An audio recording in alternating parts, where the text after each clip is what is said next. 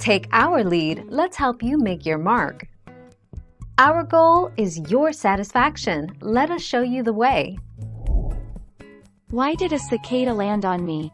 If a cicada lands on you, it's by accident. Cicadas fly around looking for hardwood trees or woody shrubs to land on, where they hope to attract a mate and lay their eggs.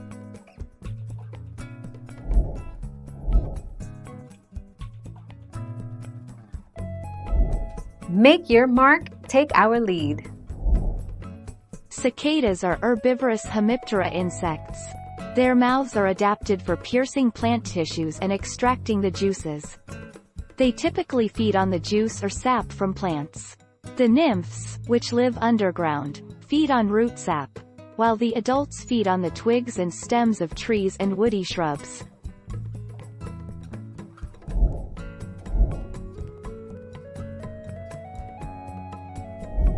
Make your mark, take our lead. Cicadas are not locusts. Locusts are a type of short-horned grasshopper and belong to the order Orthoptera along with all other grasshoppers and crickets, while cicadas are hemipterans, which are considered true bugs, and include aphids and planthopers.